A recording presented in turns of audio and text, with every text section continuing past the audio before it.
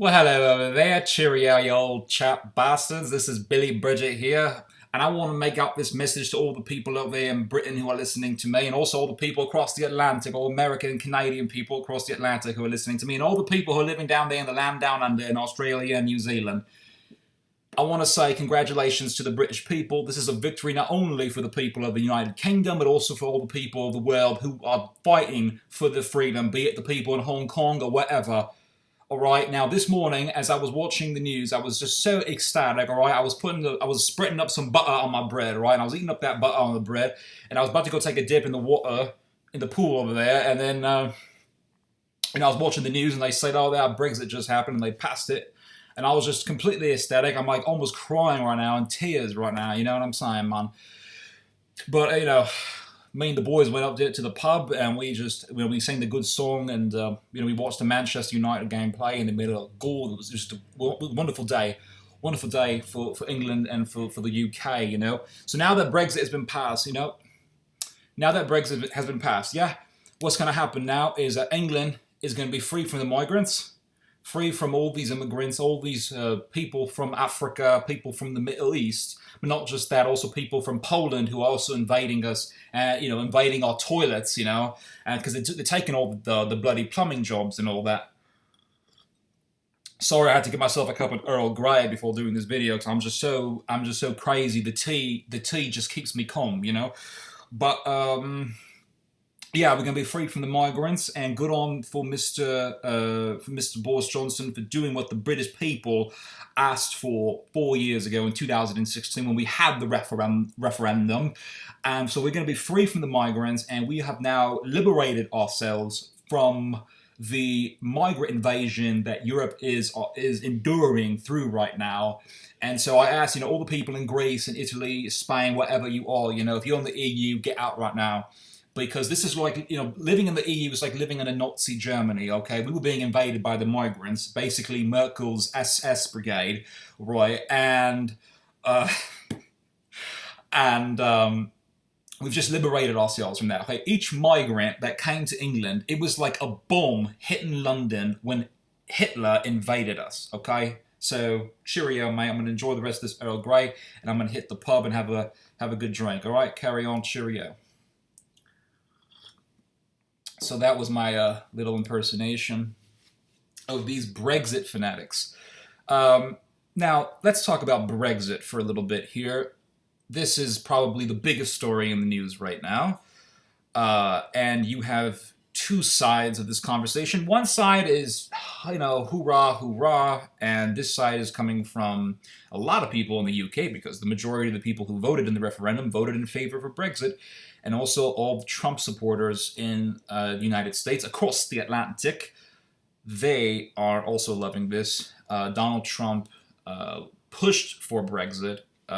He completely vocally supported it. And so the United States has played a huge role in this whole Brexit situation.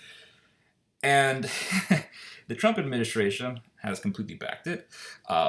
So it's not just a British affair. The Americans also have an interest in this as well. But here's the thing about Brexit. The main focus in regards to Brexit is the economy, the British economy, and the economy of the European Union, and how Brexit is going to affect these two economies. You have a bunch of Brexiters who are saying it's not going to do anything. We are going to carry through. We're going to endure. All right, we will prevail. And then you have the people in the media who have been saying, this is going to be a disaster, yada yada yada. But what very few people are focusing on is the geopolitical effects of Brexit. How this is going to affect the power dynamics within the European continent. It's a very, very fascinating subject, and it entails both reading current events and also reading past history, specifically the 20th century. The reason for that is because, well, over 70 years ago, there was a war in Europe. Oh, I'm sure you guys didn't know that. We all know what this war is, right? The Second World War, which is really a continuation of the Great War. Well,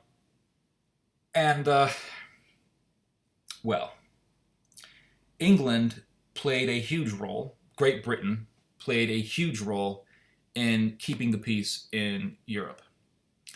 Even if you look at the Franco-German alliance that is supposedly very strong right now, a lot of that had to do with the doings of Great Britain.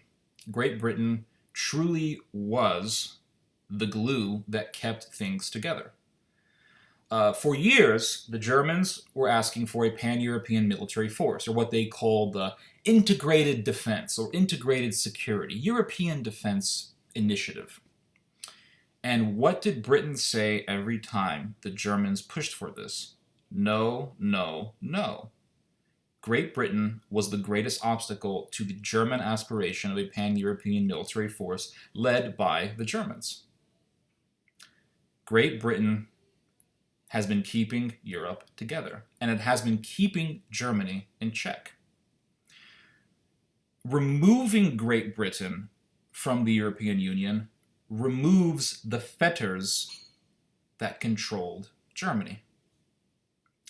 And we have been seeing signs that has presaged this reality since 2016, because not too long after the referendum, Germany had a meeting in Bratislava with all the other EU representatives, with the exception of England or Britain. And what did they discuss in Bratislava? They discussed creating a pan-European military force. And this has been ongoing ever since. 2016, 2017, they talked about this. 2018, there was a lot of talk about this in 2017 as well. There has been a huge emphasis on this. And what did the former president of the EU Commission say? Jean-Claude Juncker. What did he say? Not too long ago, he said that Europe must replace the United States. Make no mistake about it, this is about a struggle between Anglo power and Germanic power. That's what this is at the end of the day, because what are the two countries that represent the Anglo power that rules the world? The United States and the United Kingdom. And these are the two greatest obstacles to the rise of Germanic power. So now that you have removed the greatest obstacle within Europe to the expansion of Germanic power, what is going to be the result? Well, for one thing, Great Britain has been the greatest contributor to EU defense. The greatest contributor. So now that you have removed this, the greatest contributor, you have created a vacuum that then needs to be filled. And since you have removed the greatest contributor to the European Union's defense, what's going to take the place as the greatest defense for the European Union? It's going to be Germany. So expect to see in the 2020s an intensification of German militarism, and also expect to see an intensification of the obsession and the fixation on the idea of making the Bundeswehr not only a greater military power, but a greater global military power. And so this is going to be the result of Brexit, and I think that as eventually what's going to happen is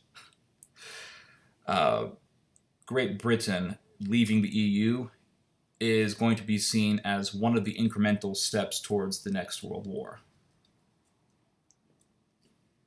Removing Britain from the EU is like removing Saddam Hussein from the Middle East. It's a terrible, terrible idea. But what were people saying, when Iraq was invaded? Sorry, I'm looking sweaty here. I got out of the shower. What were people saying? What were people saying? They were saying, well, removing Saddam is going to lead to the creation of a new Middle East. And all the people have been pushing Brexit. What have they been saying? The creation of a new Europe, right? The complete transformation of Europe. It's a terrible idea. Anyway, hope you guys have enjoyed this message. Hope you guys have learned something from this message. You guys just heard some theology. God bless.